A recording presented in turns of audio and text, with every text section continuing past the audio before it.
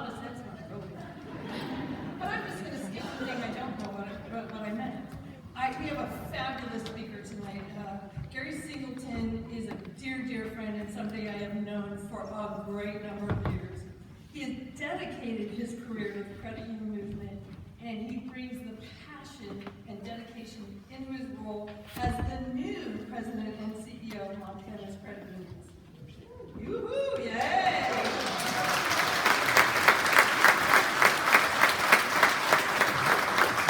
Gary plans and directs the financial, operating, and human resources for the league. I think you lead everything at the league. When I read that, it's like, you're the CEO, so you're everything.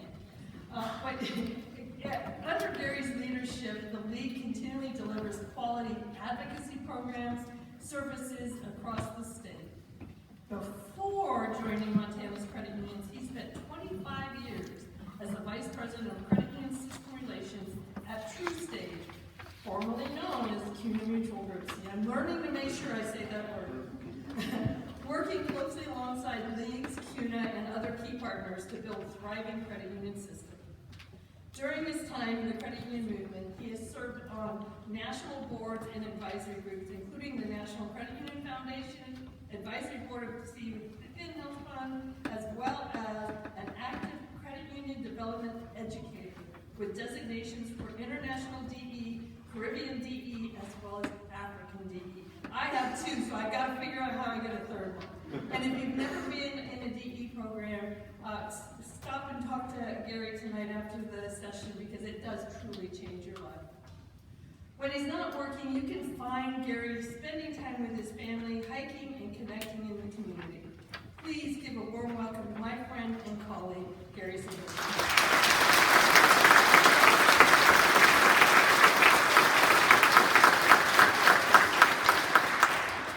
Good evening, everyone.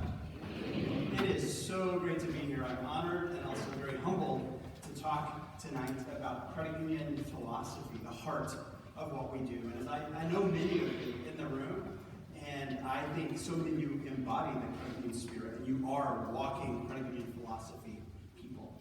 So I'm humbled to be here to talk with you all as well. I would want to call out Tracy Kenyon, who just retired from Montana's credit unions, and huge shoes to fill. If you've ever taken a role from somebody who's been in it for a really long time, it's a little scary, to be honest, but it's also exciting. So Tracy, I want to thank you for all of your time.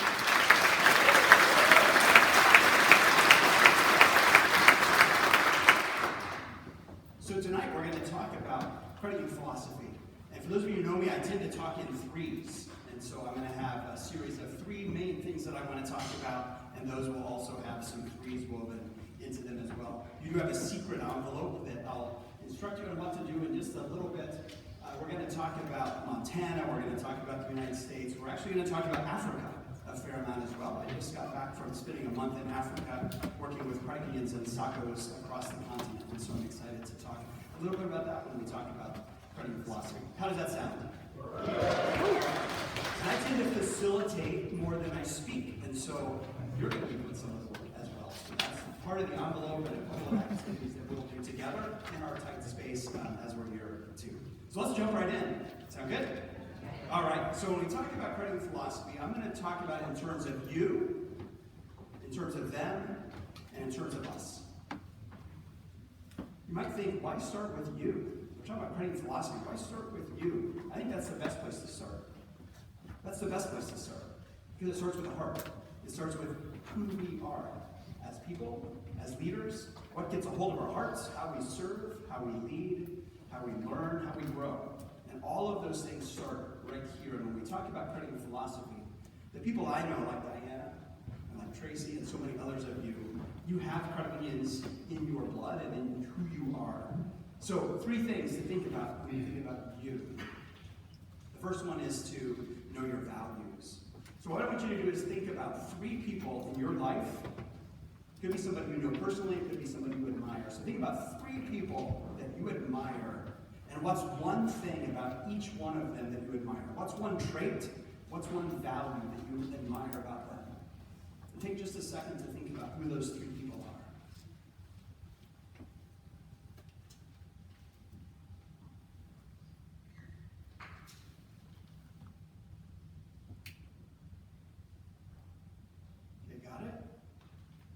What's interesting, when I've done this for myself, and I've done this with groups all over the world, when you think about those three people, and you think about those three traits or values, those are oftentimes, and actually I would say most oftentimes, three traits or values that are important to you personally as well. So not just something you admire in somebody else, but three traits that you admire or you stand for yourself.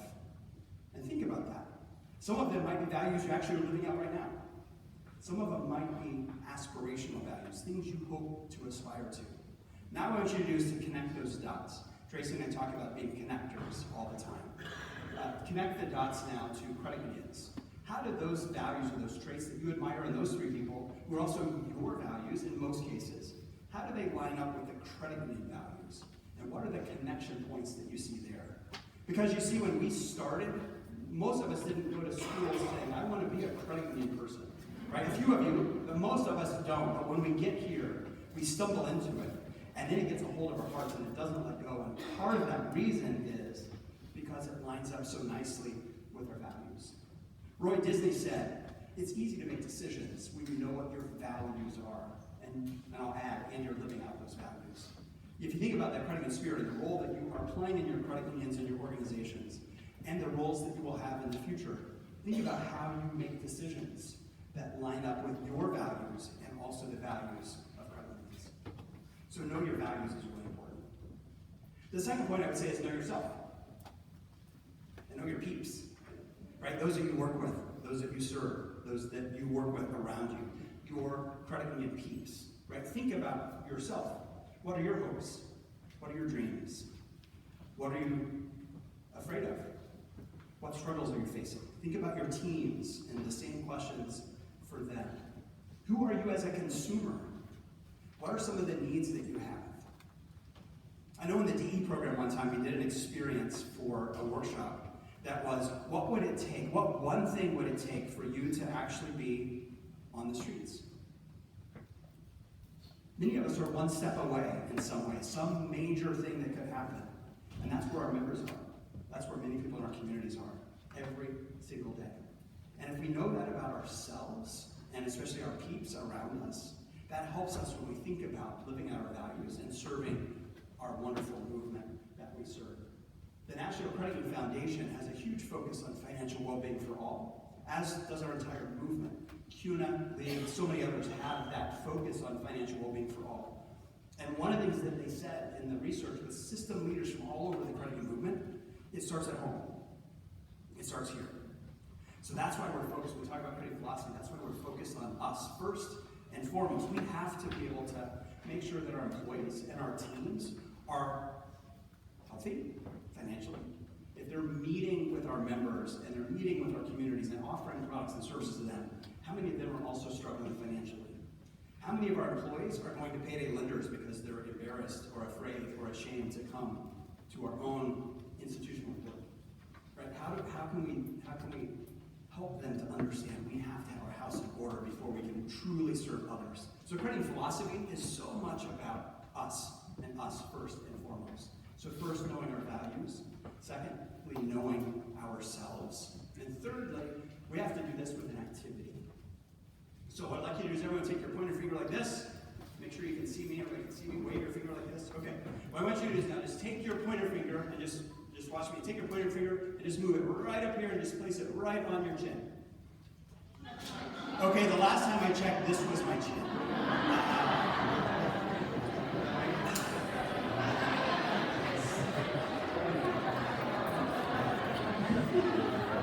That one gets me. I just did this with 100 leaders in Africa, by the way, and they did the exact same thing. They went right here, just like Paul does. And some of you have seen me do this, and you still put it on here.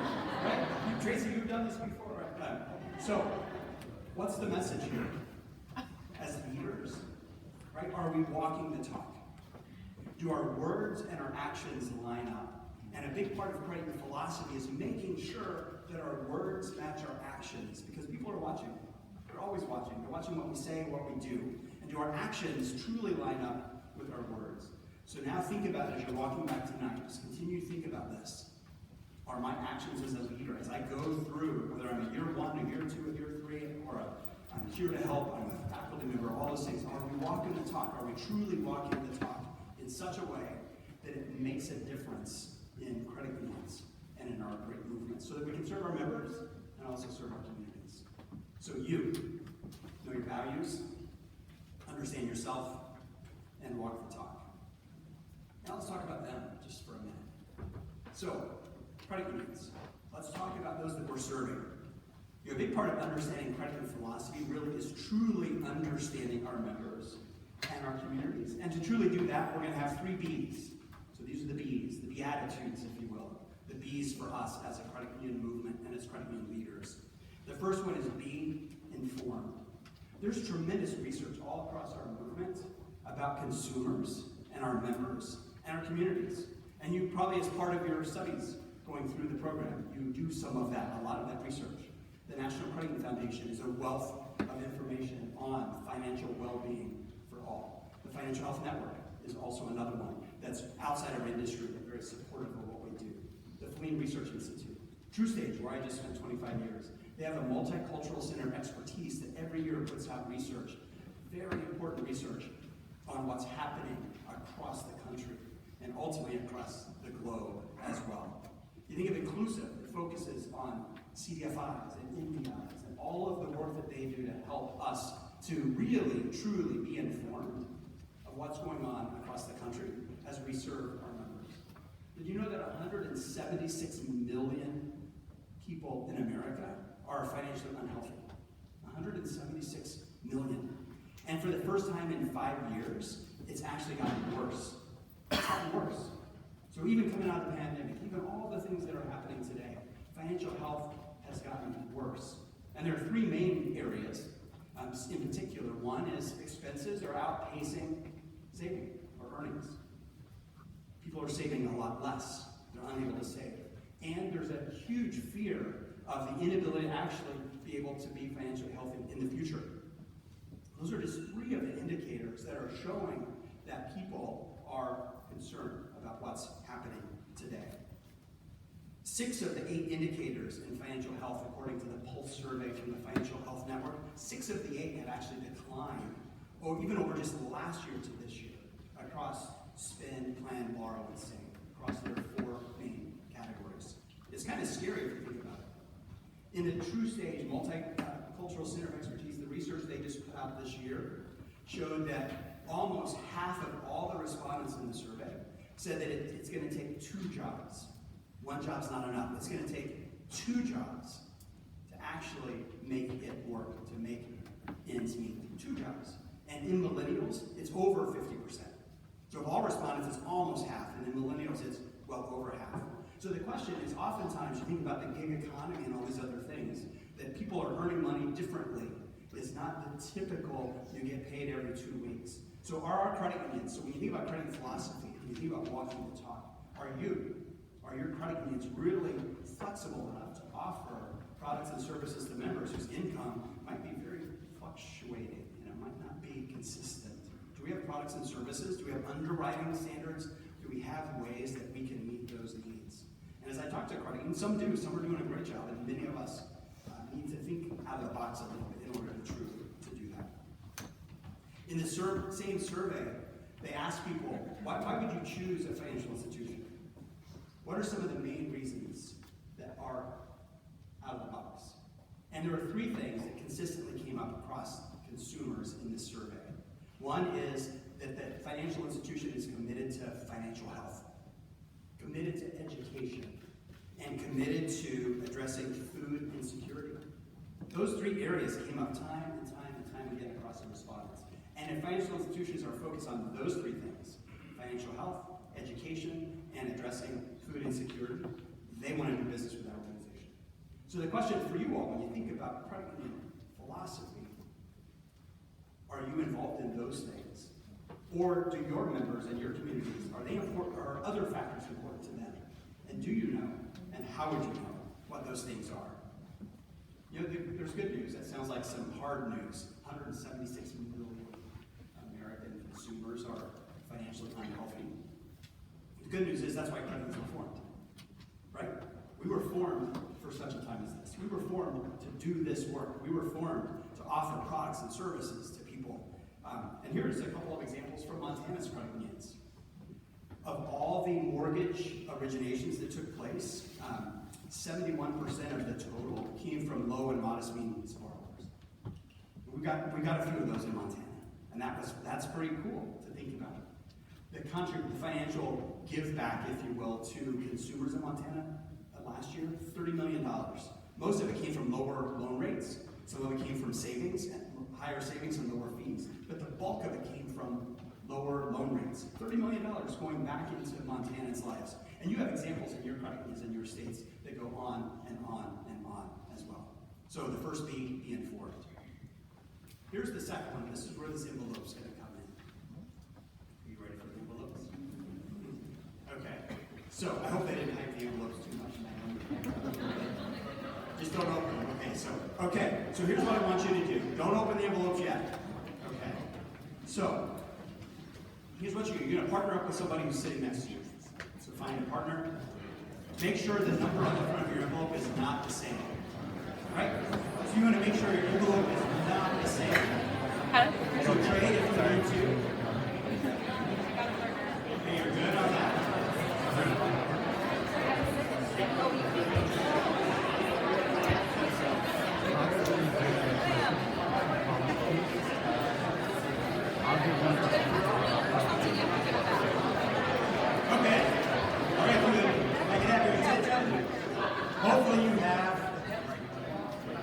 Hopefully you have a partner, and your envelopes have a different number on them. Okay, now what I want you to do is decide. So this exercise is called the human camera. So one of you is going to be the camera, and one of you is going to be the photographer. All right? And we'll switch in a minute, but decide who's going to be the camera and who's going to be the photographer. So quickly decide who that's going to be.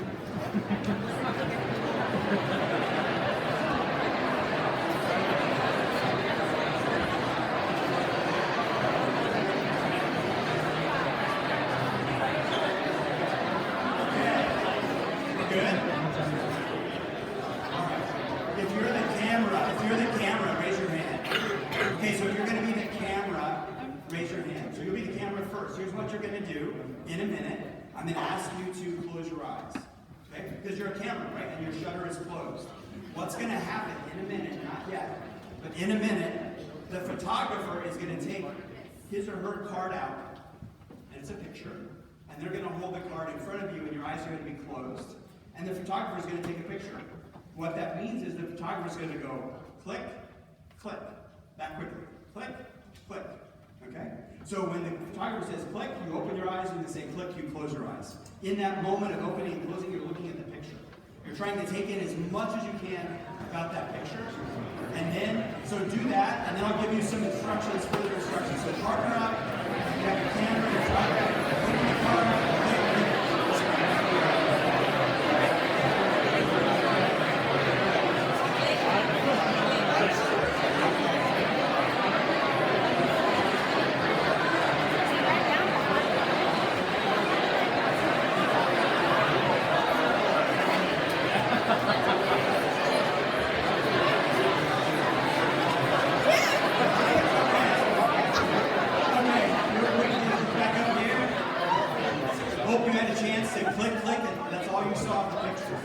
Now I have 3 questions for you. 3 questions. And you'll talk about this with your partner. Question number 1, and wait till I do all 3 questions. Question number 1, what did you see? Just quickly describe what you saw as the camera. Question number 2, what might be going on in that person or that family or that situation that you can't see? Could be something good. Could be something maybe not so good. Think about what might be going on. And I always pay attention to the eyes, because there's a lot going on in people's eyes. So think about it. You don't have the card. You already click and click. And then the third question. Here's the third question. This is my favorite question. What are you curious about? What are you curious about? If you could ask this family or this situation, if you could ask them a question or 2, what would you ask them? What are you curious about? So the first question, what's going on? What did you see? The second question, what did you not see that could be going on in their lives? And the third question is, what are you curious about? So take just a couple minutes and do that, and then we'll come back to it.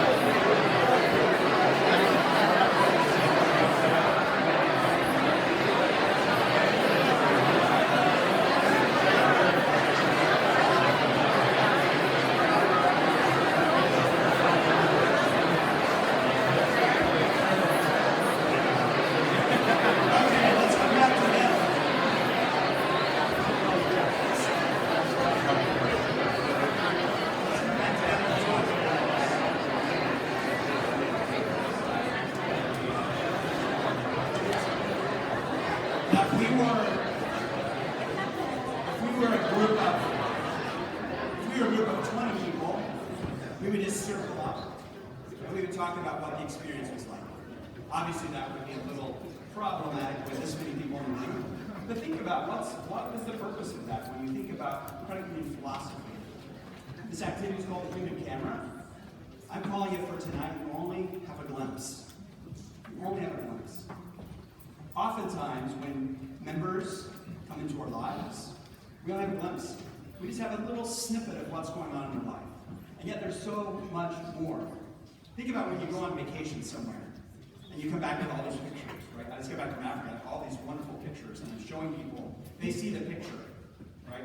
I hear the sounds, I smell the smells, I see the 360 view, it's in 3D, they just see a flat image that looks like this on a screen, right? That's oftentimes what we get when a member comes in front of us. We just get a little snip, a little glimpse, a little click, click. And based on that click, click, we're expected to provide a solution to help them with their hopes and dreams over their challenges and their struggles. And yet we don't always know all that's going on. When we think about credit union philosophy, how do we go deep? You think about the credit union difference, right? And I'm a little concerned, by the way, about the credit union difference when service has been our differentiator for so long. And now you have AI, you have data, you have technology that can basically tell people everything they know about themselves and tell you everything you know about them. So they can provide better service in some ways because of the data or the AI that's there. And yet, it's not the same as the credit union difference and the personal touch that we can provide. We only have a glimpse. What's it going to take for us as leaders to go deeper with our members, and maybe even more so our not yet members, to really understand what's going on in their lives so that we can offer the best products and services and solutions for what they need, not necessarily what they think they need coming into it. And that's our role. That's our job. That's our responsibility. And how do we do that when we only have a glimpse? One of the ways is to stay curious. One of the ways is to look beyond what you see. So the intention of those questions is to help us think and go deeper when we only have that glimpse. How do we do that in such a way that we can really understand the person and the situation? And I work with people a lot, and I say the eyes tell the story more than anything else. The eyes truly tell the story. And you know from Albert Mehrabian's work on communication from UCLA, he talks a lot about communication and nonverbal communication, right? Body tone, body language, tone. All those other things say so much more than the words themselves, which in a mismatched communication, only 7% of the words actually mean anything, and the rest of it is all based on tone, body language, emotion. How do we do that when we have just such a small amount of time with a member to meet their needs and to meet them where they are so we can provide the best solution, the best service for them? So you only get a glimpse. So that's the second one, is to be aware. The third B in our Beatitudes for them is to be empathetic. And I know you've talked a lot about empathy and the role of empathy. Think about this. When you go back home, the drive that you take on a regular basis, whether it be to work, to church, to the grocery store, take a little bit different look as you drive around. We did this exercise at CUNA Mutual many years ago. We sent our employees out as they were driving home at night to open their eyes and see things maybe they hadn't seen on a drive that they've done for 20 years. And it will surprise you. It will shock you when you drive with your eyes open. It's always good to drive. Yes, that is fine. With your eyes really, really open. Your empathy eyes open. When you drive with your empathy eyes open and you see the needs all around your community that you just bypassed 1,000 times and never even paid attention to that. Empathy is walking in somebody else's shoes. And how do we do that in such a way that's going to make a meaningful difference? And if we are understanding ourselves and we're also understanding them, because they are us in so many ways, as we're even just driving in our communities, we're going to see needs that we didn't even know existed. We're going to see maybe opportunities for products and services that our credit should be offering that we're not offering today. And what is that going to look like? What is that going to sound like? being empathetic. So you know your values, understand yourself, make sure to walk the talk. Them, be informed, be aware, be empathetic. Now let's go to us. You know, sign language, this is us, right? Let's talk about us. Principle 6 in action in particular of the cooperative principles. So there are 3 things I want to talk about here with us. This is where I get really jazzed and really excited. Those of you who know me know that cooperation is my thing, right? It's my jam. It's what I get really, really, really super excited about, is the opportunity to work together and to collaborate and to cooperate. So let's talk about 3 things within them. The first one, well, actually, before I even do that, I just got back from Africa a week and a half ago. 1 week in my new role, and it's pretty exciting. I'm Montana's credit unions. And I'm thinking about what do African credit unions and Montana's credit unions have in common? And the answer is everything. Absolutely everything. And we're going to talk about that in just a minute. One of the things they love to say in Africa, in the credit union movement, I'm going to say credit unions. When I say credit unions, you respond with happy family. When I say happy family, you say credit unions. You have to say it kind of with some enthusiasm. They get really excited and energetic with this. So you ready? All right. Credit unions. Happy families. Happy family. Credit unions. I don't know about you, that makes my heart sing. It gave me chills. Thinking about it, right? And in Montana, one of the reasons why I am so excited to be serving credit unions in Montana is they are absolutely happy family. In that final interview with the board, they talked about the family of credit unions and our personal families and how important and meaningful and powerful that is. And in Africa, it's exactly the same. In fact, they have a motto: credit unions, happy family, credit unions. And they say it all the time. They have a Congress, Saka Congress, they call it. It's coming up in Botswana in October. By the way, I talked to the organization today, and they said to make sure I invite every one of you to come to Africa anytime, that they would welcome the opportunity. And there are obviously 360 plus of you going at once might be a little overwhelming, but they are sincere in their offer. Many people from the United States go to Africa to learn about credit unions there and the work that they're doing, and it's really powerful. So when we think about cooperation, it's super important for us to think about the global credit union movement and the work that we're doing. And I'll connect a couple of dots as we talk in just a minute. So the first point here is to embrace the cooperative principles. And you know the cooperative principles, so this is not a session, even though it's credit philosophy where we talk about our principles, it's not to necessarily teach and educate on it. However, I am going to read through them just real quickly so that we're all grounded in them. And I'm going to put a little bit different spin on them. Chad Helmanek from the National Credit Union Foundation put a little bit different spin on the cooperative principles, which I think is really powerful and really important as we think about financial inclusion for everyone. So 1, embrace the cooperative principles, and here they are. And he calls them the we stand for. The first one, we stand for the financial well-being of all people. And that is the cooperative principle of voluntary and open membership. And this is on their website, so I'm just going to read the high level. You can go deeper if you want to look on their website for this. The second one, we stand for the belief that money does not equal power. Money does not equal power. And that's democratic member control. Number 3, we stand for reciprocating trust. The important role that trust plays in our movement is so critical, and that is member economic participation. Our members put a whole lot of trust in us. A whole lot of trust. When you go to other credit union movements around the world, like in Africa, there's not a whole lot of trust in financial institutions. Part of the reason is there's not strong governance. And that's one of the things they're working on, is to make sure there's strong governance. Sometimes we get hung up here a little bit on too much regulation, too much governance. We wish there was a little bit less, and that is true. And yet, when you go to a country where it doesn't exist at all, people don't feel their money is safe at all. They don't trust the government, they don't trust the financial institution, and so it's a struggle, right? And so we have to find that balance and where that balance is and what that means. Number 4, we stand for transparency.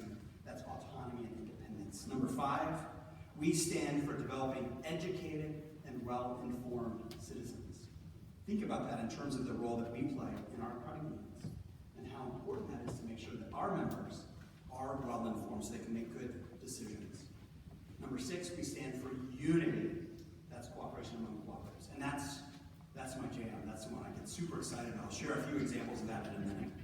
Number 7, this is the 7th cooperative principle. We stand for and with our communities. And this is concern for community. And for those of you who have been reading about this over the last several years, there's an 8th cooperative principle. Brett Maurice Smith from local government in North Carolina really championed this when he was the chair of CUNA. Talked a lot about the importance of we stand for diversity, for equity, and for inclusion as the 8th cooperative principle. And that's an important one.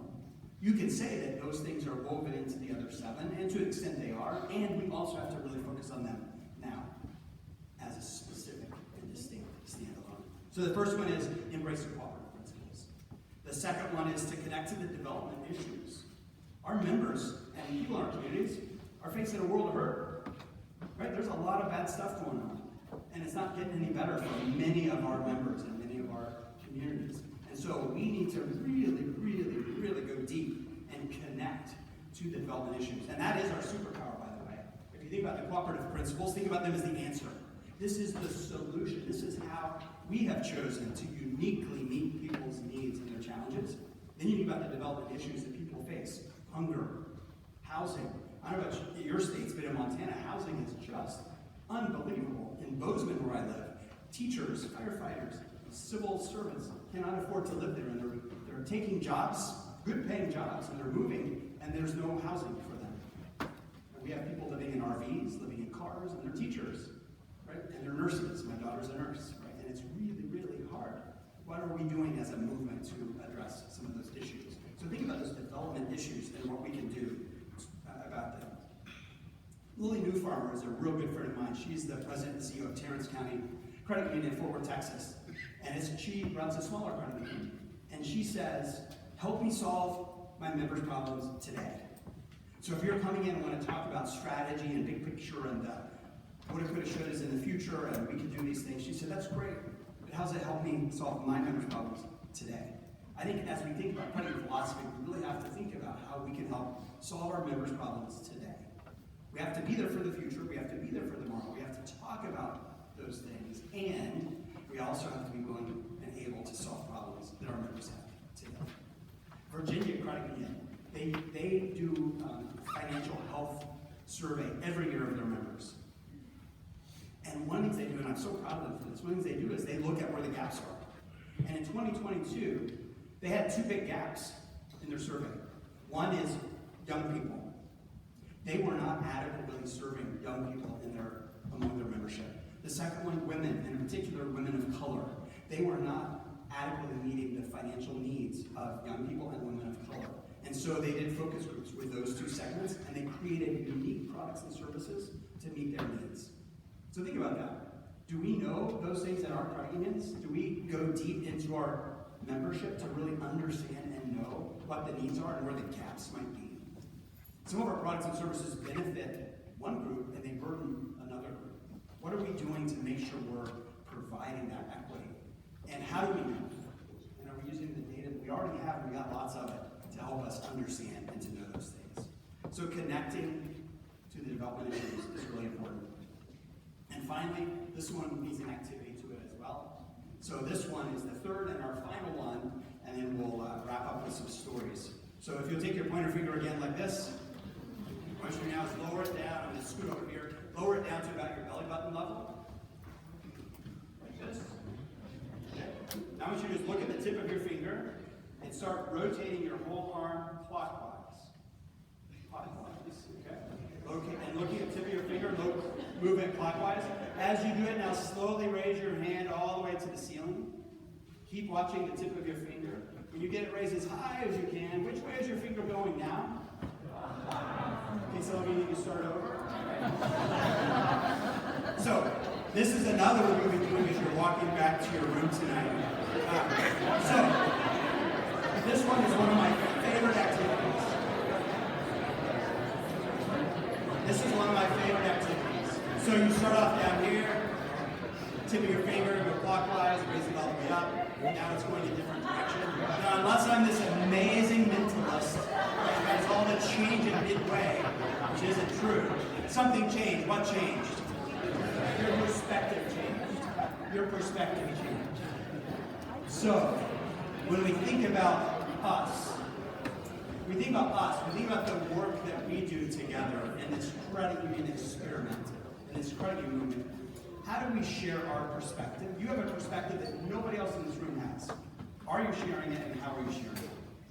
There's also 359 other people who have unique perspectives. What are we doing to seek out those perspectives? So share our perspectives and seek out the perspectives of others. That's the third one of this, of the us. And it's super important to have that perspective.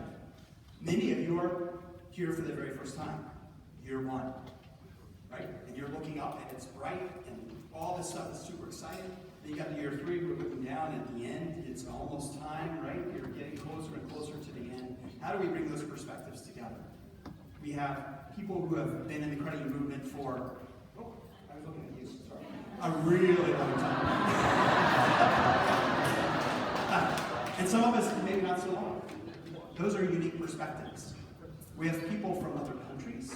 We have people from other communities. We have people from big cities. We have people from big states with a bunch of little cities. Right? We have all kinds of unique perspectives to share. And when we bring those perspectives together, and we have to, when we bring those perspectives together, nothing can stop us from doing the work.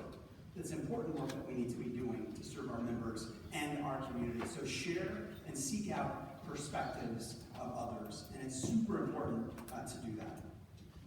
So, let me just share a couple of thoughts around Principle 6 in action. Africa. So I just got back from spending almost a month in Africa. And thank you, Tracy. Tracy stayed on an extra month in the role so that I could go to Africa to help launch an academy. A learning academy for credit union people across the continent. Because you see, they didn't have a lot of opportunities. The leagues, which are the country associations, they don't have education as a strong focus. And so the credit unions are called SACCOs in many of the countries in Africa. The SACCOs didn't have a place, and not just a physical place, but a place to learn and grow and do credit unions, right? Focus on things like young people, gender issues, financial inclusion in the remotest of the remote communities, leadership, governance, research. And so they actually had a huge initiative last year. Some of you may have seen it called Climb Africa. Climb Africa. And there's a metaphor there, and there's a physical part of Climb Africa. Climb Africa was designed to raise awareness and money to launch this academy that launched in October in Nairobi. 17 of us climbed Mount Kilimanjaro to raise awareness in October. And so we climbed the mountain, and it was pretty cool to be able to climb a mountain for credit unions. And I tell you, you get to know people, right? These are people that I've known for many, many years. Some of them are league presidents, some of them are just credit union leaders from all over the world. And we spend time with each other at conferences, of course, and you're really good friends. But when you climb a mountain with people for 6 days with no showers, and the bathroom is that rock over there or that tree over there, that's a whole different experience. But to do it with credit unions in mind, to do it for credit unions and because of credit unions, what a powerful, powerful experience. And so this past month in June, we were launching the Leadership Academy, which is the leadership part of it, focused on immersion on eight competencies. 14 countries across the continent were in 2 different countries to go through an immersive experience around leadership. And it was really cool to see. And one of the reasons I bring this story up is to talk about Alida. Alida is a government official in Zambia, and she's the board chair of her credit union. It's a police credit union. And she's a brand new board chair. She's never been a credit union board chair before. She's been in her government, but not in this role as board chair. The Kenya National Police board chair happened to be in this leadership session. Another credit union CEO from Botswana, who also had a police field of membership, happened to be in the program. And they said, let's meet after class, and we'll share anything we can to help. And they met for hours and hours and hours and exchanged information and contact so that Alida could really find the best way to lead her credit union, her SACCO in Zambia. Cultures are different, languages are a little bit different, the way they serve and the way the credit unions operate are a little bit different, and yet they found this common ground in things that they could do together, because that's how we roll. right? That's how we roll in the credit union movement, for sure. Suncoast Credit Union in Tampa, Florida, founded in 1934. This is my bag, but there's a bag that looks just like this. This was the credit union in 1934, right? How cool is that? So there's this great story. If you Google it, you can find out the fascinating story. This was a credit union, right? A bag like this was a credit union in 1934. And now Suncoast Credit Union is one of the largest credit unions in the country. And think about the millions of lives that have been touched because of that credit union and because of this briefcase. Now, I connected to Ghana in 2019. A credit union was formed in a village, a small village in Ghana, with a wooden box. And I saw this wooden box. Like, that's a credit union. How cool is that? And to think that someday the millions of lives are going to be touched in that little community in Ghana because of that wooden box.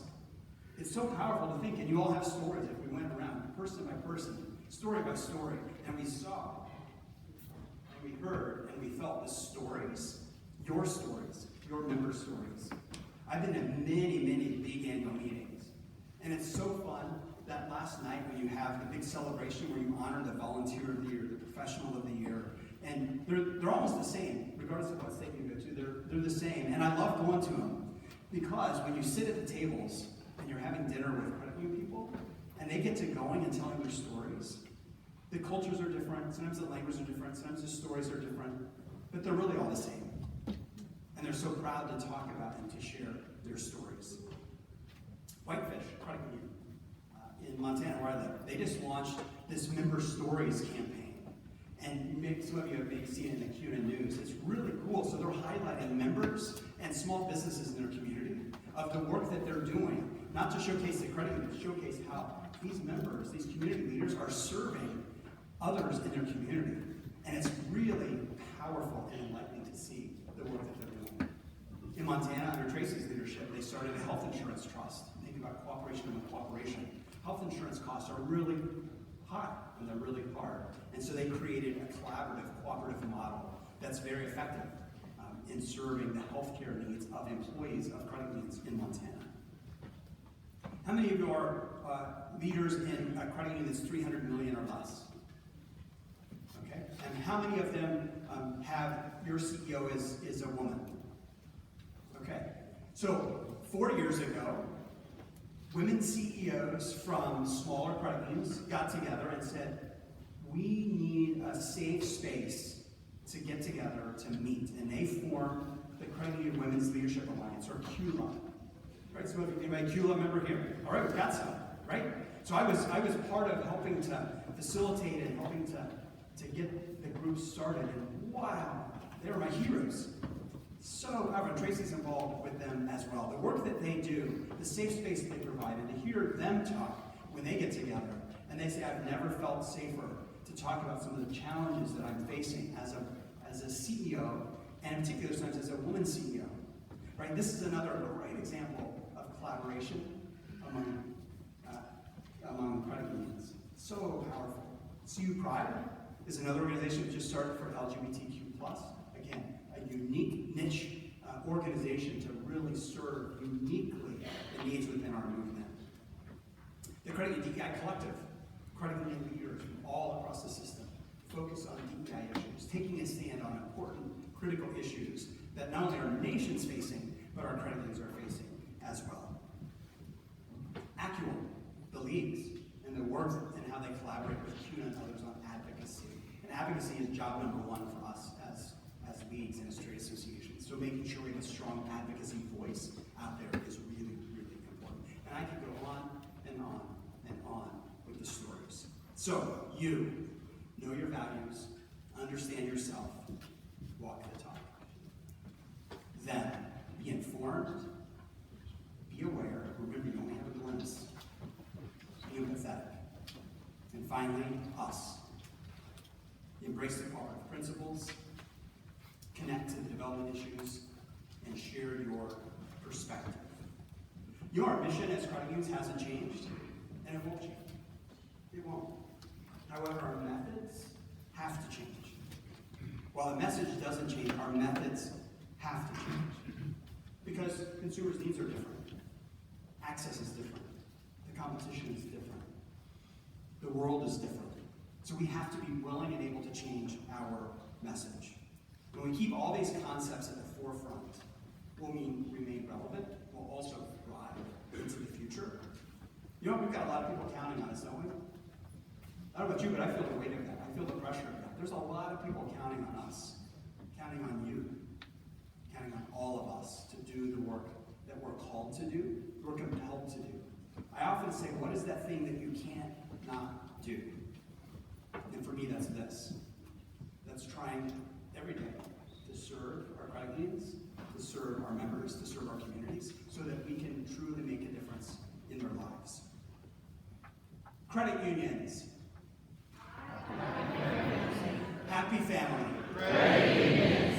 Credit unions. Happy family. Happy family. Credit unions. Thank you.